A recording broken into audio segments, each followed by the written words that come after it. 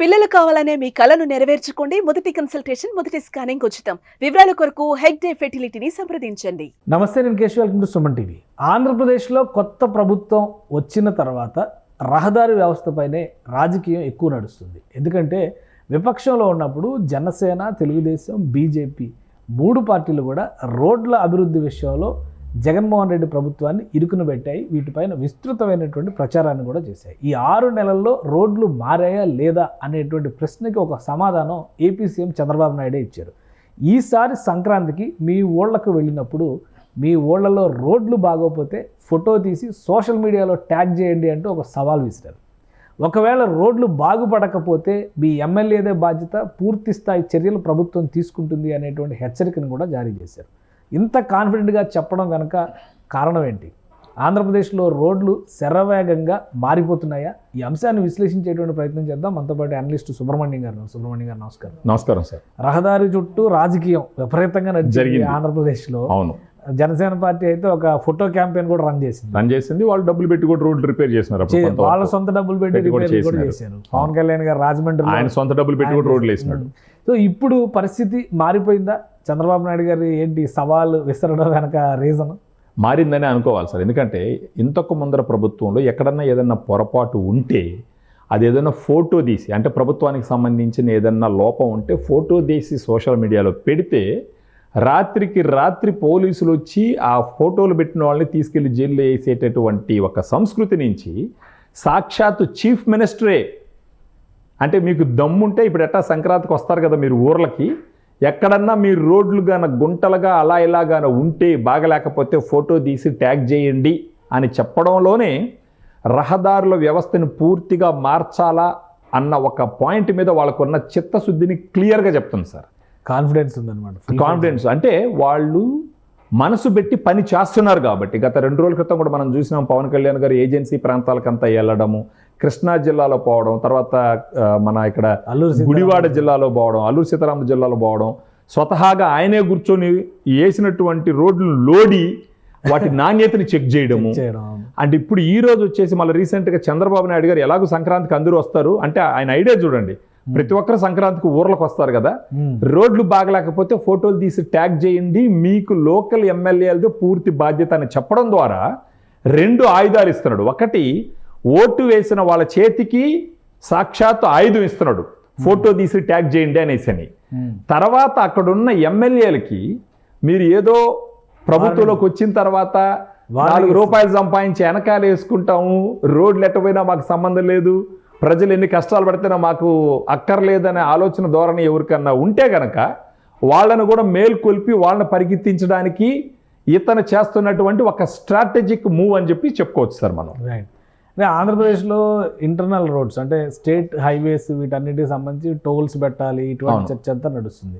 ఇప్పుడు నిర్మాణం జరుగుతున్నటువంటి రోడ్లన్నీ కూడా పూర్తిగా సెట్ చేయడం, పూర్తిగా ప్రభుత్వ నిధులతోనే నిర్మాణం చేస్తున్నారు. ఎంత మేరకు నిర్మాణాలు జరిగి ఉండొచ్చు? ఎందుకు అంత కాన్ఫిడెంట్గా వీళ్ళు మాట్లాడుతారు? వాళ్ళు ప్రోగ్రెస్ రిపోర్ట్ ఇస్తూ ఉన్నారు సార్. యాక్చువల్గా మీరు చూసినారంటే వాళ్ళు ప్రోగ్రెస్ రిపోర్టు వాళ్ళ ఎక్స్ అకౌంట్స్లో కానీ, న్యూస్ పేపర్లో కానీ, వీడియోస్లో కానీ చెప్తూ ఉన్నారు. యాక్చువల్గా ఒకవేళ దాంట్లో చిత్తశుద్ధి లేకుంటుంటే ఈ ప్రోగ్రెస్ రిపోర్ట్ అన్నది ఎవరు ఎక్కడెక్కడికైతే వాళ్ళు వెళ్ళి ప్రామిస్ చేసినారో ఈ పల్లి పండుగల్లో కూడా ఈ రోడ్డు చేపిస్తాం అన్నది ప్రతిదీ చేయడం మొదలుపెట్టినారు. సో బేసిక్ ఐడియా ఏంటంటే సంక్రాంతి టయానికి నవంబర్లోనే చెప్పినారు ఎవరు, చంద్రబాబు నాయుడు గారు, సంక్రాంతి అప్పటికి రాష్ట్రం మొత్తం మీద ఉన్న రోడ్లు ఎక్కడైతే గుంతలు ఉన్నాయో అన్నిటిని పోడ్చాలా, రోడ్డుల్ని సాధారణం చెయ్యాలా అన్నది ఒక ప్రాజెక్టు.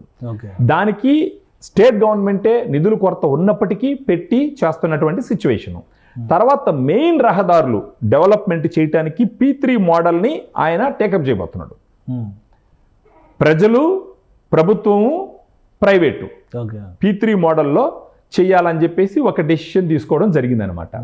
సో ఇప్పుడు ఏ రాష్ట్రం అయినా సరే పరుగులు పెట్టాలా మారుతున్న కాలంతో అంటే మొదటి వ్యవస్థ రహదారులు. ఇప్పుడు ఎవరన్నా బయట ఊరోడు లేదా ఒక ఇన్వెస్టరు ఒక ఊర్లోకి వచ్చినాడంటే ఫస్ట్ వాళ్ళు ఎక్స్పీరియన్స్ అయ్యేది రోడ్లు.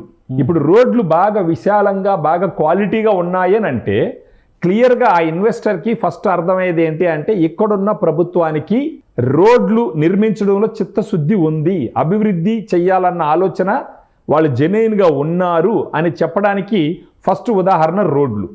సో ఈ విషయం చంద్రబాబు నాయుడు గారికి తెలుసు కాబట్టి ఈ విషయం మీద క్లియర్గా ఫోకస్ చేసి, ఇంతకు ముందర మనం ఒకసారి విన్నాం, కేటీ రామారావు గారు చెప్పినారు, ఆయన ఫ్రెండ్ ఎవరో ఆంధ్రప్రదేశ్కి వెళ్ళి సంక్రాంతికి వచ్చిన తర్వాత చెప్పినాడు కరెంటు గురించి, రోడ్ల గురించి. కేటీఆర్ గారే ఇక్కడ అన్నారు, నా ఫ్రెండ్ ఒక ఆయన ఆంధ్రప్రదేశ్కి సంక్రాంతికి వెళ్ళి వస్తే అక్కడ కరెంటు లేదు, తర్వాత రోడ్లు కూడా ఘోరంగా ఉన్నాయి, మీరిదే గొప్పగా ఉండదని ఆయన ఫ్రెండ్ చెప్పినటువంటి సందర్భం. వాళ్ళ ఫ్రెండే కేటీఆర్ గారు, ఇంతకు ముందు ఉన్న ప్రభుత్వానికి సంబంధించిన బ్రదరు.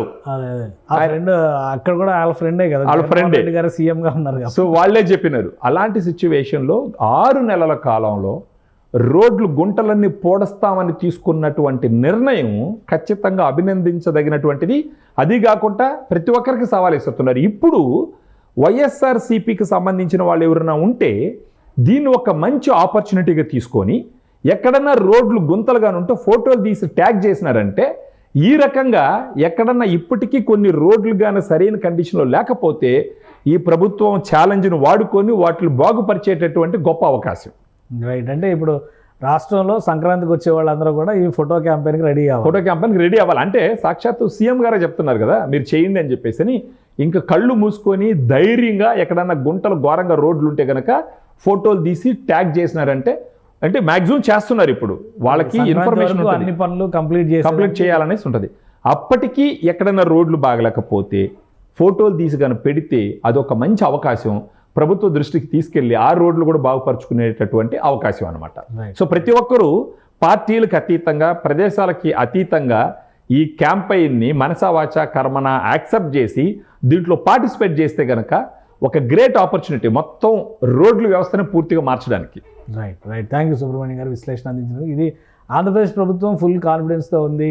ఇప్పటివరకు రహదారి వ్యవస్థ సరిగ్గా లేదు అని భావిస్తున్నటువంటి ఆ రాష్ట్ర ప్రజలకే ఒక సవాల్ విసురుతుంది. మొత్తంగా టార్గెట్ పెట్టుకొని సంక్రాంతిలోపు పెద్ద ఎత్తున రహదారి వ్యవస్థని స్టెబిలైజ్ చేసేటువంటి ప్రక్రియని ఏపీ ప్రభుత్వం అమలు చేస్తుంది. అందుకే ఈ సవాల్ విసిరారన్నారు. సో సంక్రాంతికి చూద్దాం, సంక్రాంతికి సొంత ఊళ్ళకి వెళ్ళేటువంటి ఆంధ్రప్రదేశ్ ప్రజలకి ఎంతవరకు సౌకర్యవంతమైనటువంటి ప్రయాణం ఉంటుందో వేచి చూడాలి. ఇది special discussion. Keep watching. Suman టీవీలో మీ పర్సనల్ అండ్ బిజినెస్ ప్రమోషన్స్ కోసం కింది నెంబర్కి కాంటాక్ట్ చేయండి.